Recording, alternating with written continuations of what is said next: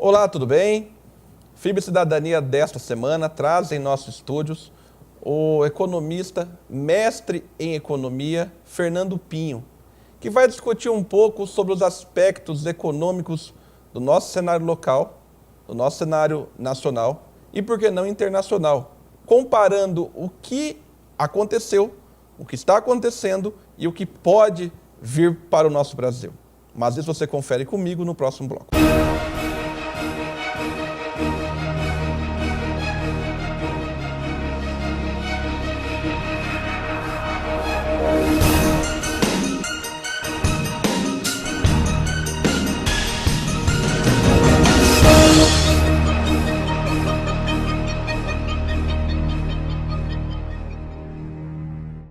Estamos de volta com o FIB Cidadania. Ao meu lado, o economista, professor Fernando Pinho. Professor, muito obrigado por aceitar nosso convite. Eu já informo que é o primeiro de muitos, porque economia, política, educação são assuntos que não acabam em meia hora de programa. Sem dúvida. E, para começar, não tem como fugir, até porque o Brasil pode ter nota rebaixada, sobe nota, desce nota, Petrobras. O que esperar do Brasil nesse fim de 2017? Bom, o Brasil está passando por uma situação sui generis que nós precisaríamos, infelizmente, estar passando por ela, porque as coisas vinham andando de uma maneira onde o desastre nos esperaria se as coisas não começassem a mudar, principalmente em termos de combate à corrupção, não é? Esse processo todo paralisou o país nos últimos 2 ou 3 anos, a economia ficou praticamente vivendo em função, quer dizer, a nação toda vivendo em função de todos esses problemas que nós temos aí, não é? Passamos por um traumático processo de impeachment, aliás, o segundo na história recente brasileira. Com possibilidade de um terceiro? Sim, que nós não sabemos se isso pode acontecer a qualquer momento, apesar de nós termos um Congresso e um Senado que estão sempre acomodando as coisas para os maus governantes, não é? E eu vejo isso, por um lado, como positivo, porque nós precisamos passar o país a limpo, mas, por outro lado, nós descuidamos da economia. E a nação não percebeu que tudo isso que está acontecendo aqui dentro é importante. Só que lá fora o mundo continua acontecendo, nós continuamos perdendo capacidade de competir, né? E o estrangeiro, de certa forma, percebe isso, né? E acaba nos empurrando para o canto da parede com suas decisões empresariais e também governamentais. Quer dizer, não é um processo de se aproveitar da fraqueza, mas o mundo dos negócios não é mundo para fracos, não é? E nós precisamos realmente levantar a cabeça outra vez. Nós estamos numa realidade, se correr o bicho pega, se ficar o bicho come, nesse cenário de falta de atenção do que virou o Brasil? Veja bem, volto a dizer, né? Politicamente falando, em termos jurídicos, nós precisávamos melhorar a nossa governança aqui nas estatais, porque a imagem do Brasil, aliás, isso dispensa comentários, principalmente no setor público, sempre foi muito ruim, né?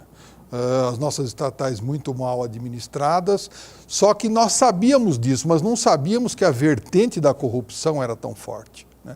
Nós, infelizmente, fomos eleitos pela revista The Economist como o país mais corrupto do mundo. Eu acho que nós não precisávamos estar passando por esse tipo de crivo internacional, né? Então, agora, o que se coloca é que a economia ela devia ter sido objeto de mais atenção pelo governo brasileiro, porque o mundo hoje é de um dinamismo tão extravagante, tão grande, que nós não temos a mínima noção do que está acontecendo lá fora, porque nós somos uma economia muito fechada, o Brasil, infelizmente, só representa 2% do comércio mundial, e para o mundo dos negócios, você é aquilo que você produz de caixa. Espera um pouquinho, professor. Como é que um país transcontinental, porque se não fosse transcontinental, não estaria nos BRICS, sim, com a maior riqueza que existe, que é água em abundância, solo fértil, possui 2%. Veja bem, o Brasil tem tudo para ser o primeiro país do mundo, até mais do que a China e mais do que os Estados Unidos. Nós temos dimensões continentais, temos um clima sem grandes variações de temperatura, a não ser no sul, não temos neve, não temos vulcão, não temos terremoto, não temos maremoto, não temos problemas linguísticos e não temos problemas de guerra com os vizinhos. Mas falta político. O quê? Pessoas. Né? Só para você ter uma ideia de como é que o Brasil é visto lá fora. Há mais ou menos um mês atrás eu tive ciência que a Câmara Brasil-China de Comércio lançou um livro sobre a Aliança Estratégica Brasil-China, cujo autor é o embaixador chinês no Brasil. E o prefácio do livro diz mais ou menos assim: nós chineses não entendemos como o Brasil está nessa situação. O Brasil tem muito mais potencial do que a China para ser uma nação desenvolvida. Quer dizer, o embaixador da China no Brasil colocou isso no prefácio. Eu tenho o livro, quem precisar eu posso indicar. Quer dizer, o problema é que nós somos como um jogador de futebol trapalhão que tropeça na bola. Quer dizer, nós não conseguimos potencializar as riquezas que nós temos. E não adianta colocar a culpa nos colonizadores, porque os colonizadores ficaram com territórios infinitamente menores do que os nossos. Se nós formos ver Portugal, Espanha, a França, a Holanda... A Holanda, então, o que são esses países perto do Brasil? Absolutamente nada. Mas nós não temos o quê? Gente com capacidade intelectual e moral que esteja como governante para gerenciar esse processo. Felizmente o Brasil tem muitas pessoas boas que sofrem com isso, mas só que não tem capacidade intelectual de entender também que nós precisamos mudar, tirar essas pessoas do poder público e colocá-las onde elas têm que estar, fora do poder público. Porque no poder público nós já sabemos que a bandalheira se instala. Professor, o período, não tem como a gente falar de economia sem não fazer um comparativo com o período dos militares. Sim. Os militares entregaram o Brasil sendo a 8ª potência mundial. Sim. Será que se tivesse continuado, o Brasil teria crescido? E, vamos supor, numa hipótese muito remota, porque o mundo não aceita, um retorno de uma administração linha dura, nos moldes militares, conseguiria colocar o Brasil ou a própria democracia dá conta disso? A própria democracia tem que dar conta disso. Por quê? Porque nós não podemos esquecer o seguinte. Eu, em 64, eu tinha 8 para 9 anos de idade. Eu me lembro bem, era uma criança. Nós não tínhamos, naquela época, o grau de entendimento que as crianças dessa idade têm hoje, porque o nível de informação era muito mais baixo. Mas era perceptível que a qualidade de vida que nós tínhamos era muito boa, sob o ponto de vista, principalmente, de segurança. Porque quem é que teve problema com os militares? Não foi o cidadão comum que trabalhava e produzia, não, foram as pessoas que estavam fazendo coisas indevidamente. Então os militares tiveram que assumir o poder, porque essa era a opção, a única opção que o Brasil tinha, além de nós sermos ocupados por tropas internacionais.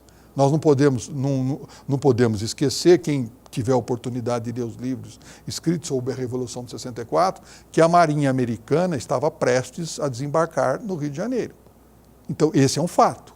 Será que teria sido melhor eles terem desembarcado e nós estarmos aqui falando inglês hoje? Talvez. Né? Então... Virando uma colônia.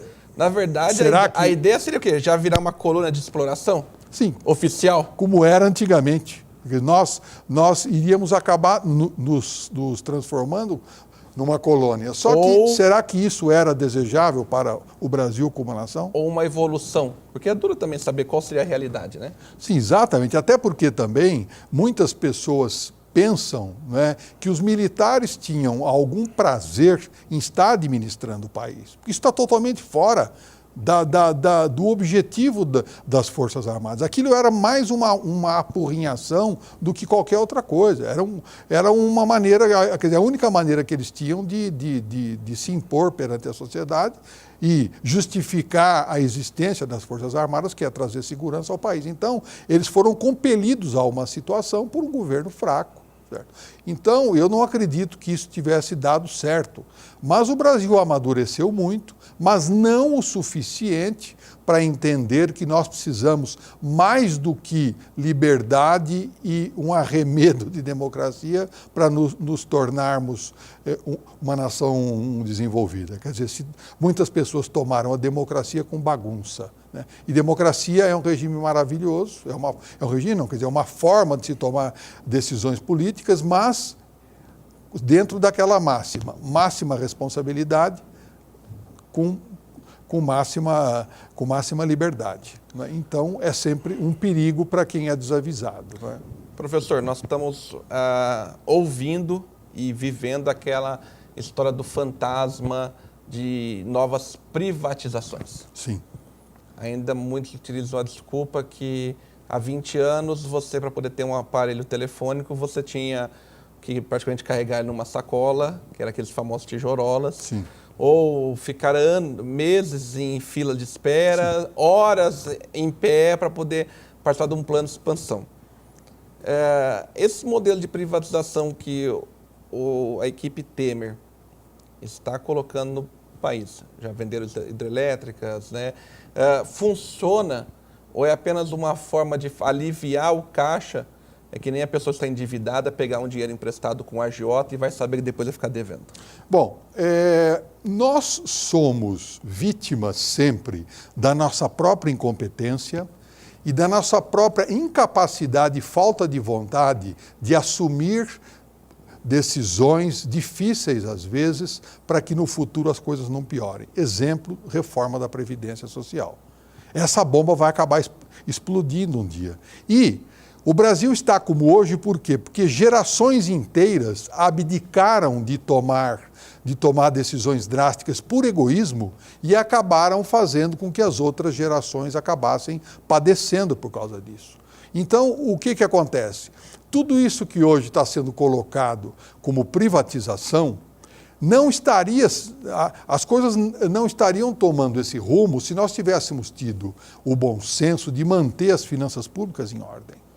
Agora, se nós não temos disciplina financeira, não temos disciplina fiscal e não entendemos que os nossos anseios não cabem dentro do PIB, é como uma família que se começa a gastar mais do que se ganha. Não é muito difícil entender isso. Então, o que acontece? Não há outra saída para o governo senão vender essas estatais. Só que, qual é o problema? É vender hoje. Esse dinheiro cai no ralo da corrupção e do excesso de gastos e amanhã corremos o risco de não termos mais nada para vender, porque vendemos numa hora indevida. E se fosse mau negócio, chinês, espanhol, italiano, alemães, portugueses, americanos não estariam comprando, sim, as empresas nacionais. Sem dúvida alguma, sem dúvida alguma. Professor, vamos para o intervalo? Sim. E na volta, nós precisamos discutir essa questão, se a economia vai acelerar, se Bauru vai ser prejudicado com isso, se vai melhorar, até porque nós estamos próximos já do final do ano. Sim. Nós vamos no supermercado, já temos panetone. Daqui, sim, a pouco o Papai Noel chega no shopping. Sim. Então vamos para o intervalo e na volta eu quero saber a opinião do professor Fernando Pinho sobre isso. Voltamos já.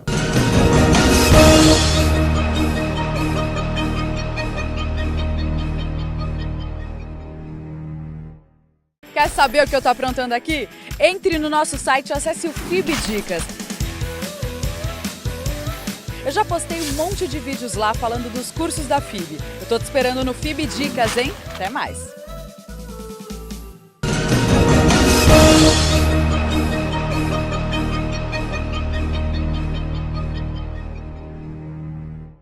Estamos de volta com o FIB Cidadania, ao meu lado o professor Fernando Pinho. No bloco anterior eu pedi para a gente parar para a gente perguntar o seguinte: Bauru será prejudicado com essas mudanças econômicas? Porque nós estamos chegando em dezembro. Final do ano sempre tem novidade. Sim. Vai mudar alguma coisa no Brasil? Ou podemos esperar que vamos ficar como um rio de água parada? Bem, o que se coloca é o seguinte, houve realmente algumas melhoras em alguns setores de atividade, notadamente o faturamento aumentou um pouco, mas não a rentabilidade. Alguns setores já começaram a empregar um pouco mais, como o setor automobilístico e da construção civil. Só que o que acontece? Hoje o empresariado, de uma maneira geral, ele está soltando as amarras do investimento muito devagar, porque é um otimismo cético. Porque tem medo?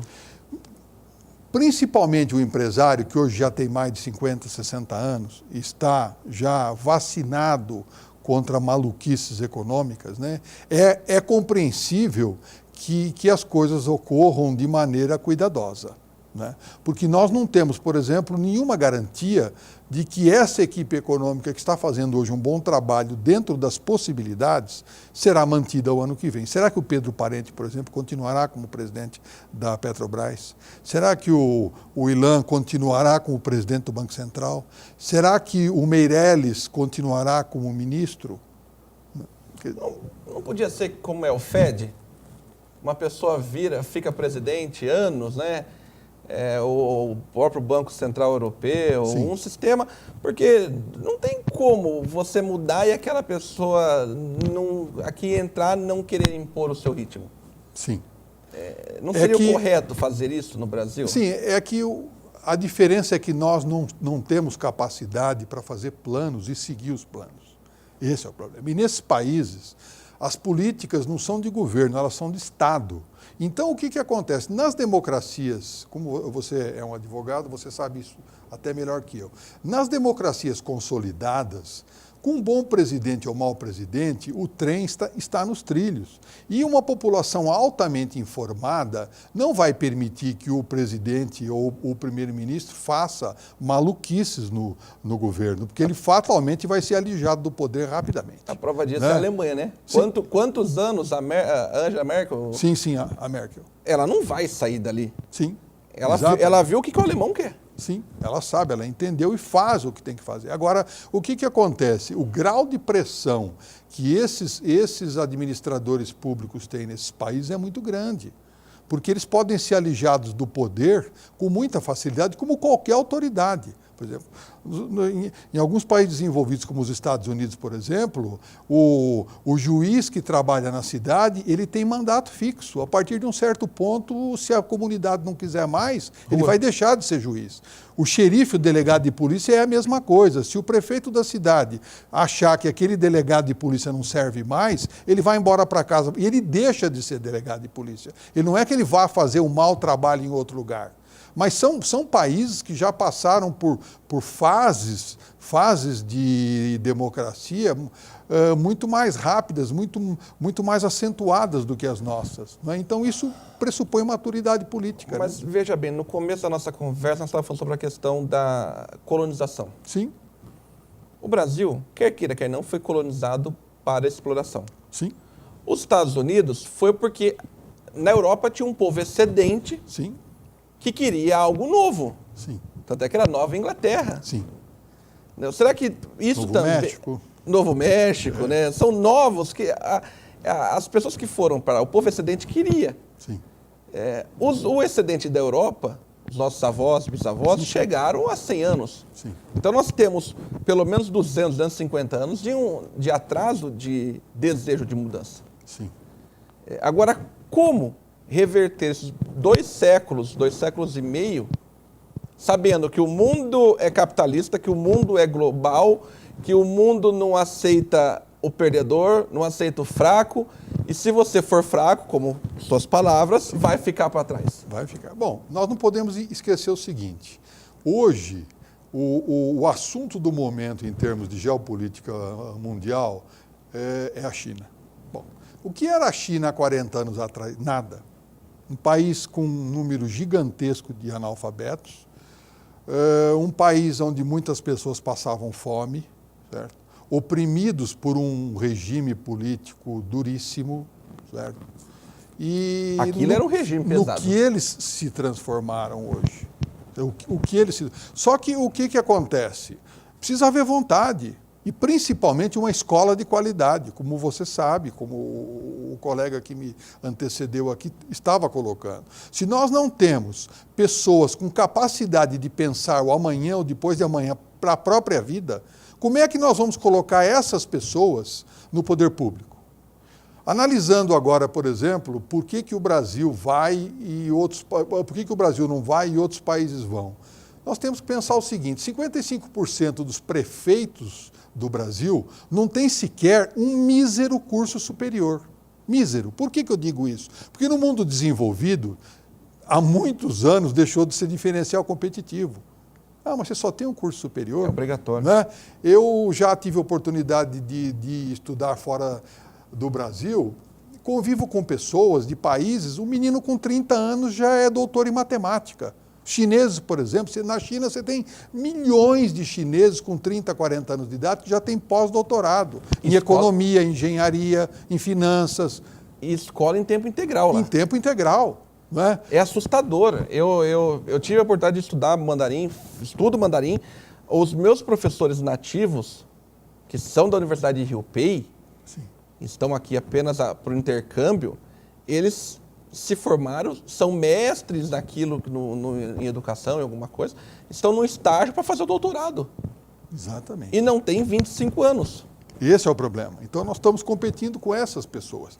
Um fato que eu sempre coloco, eu estudo esse fenômeno da China há pelo menos uns 15 anos, com muita ênfase.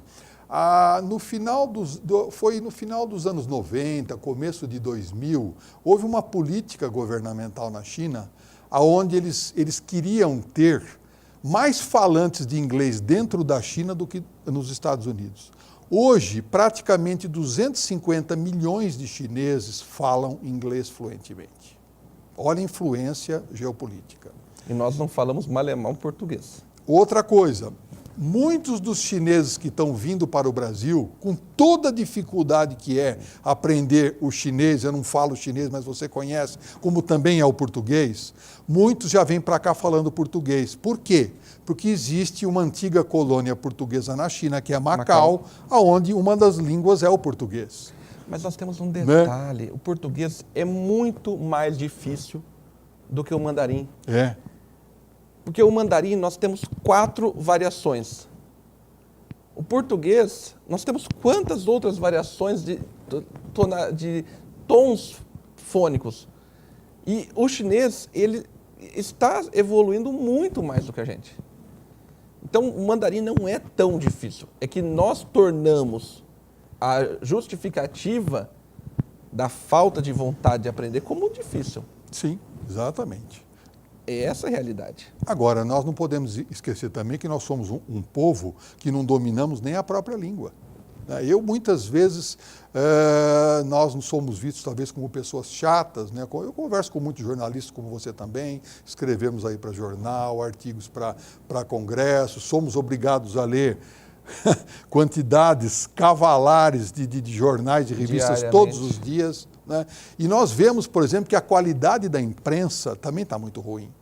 Eu muitas vezes pego artigos de grandes jornais e leio 2, 3 vezes, às vezes uma matéria com 10 linhas que não tem vírgula. Né?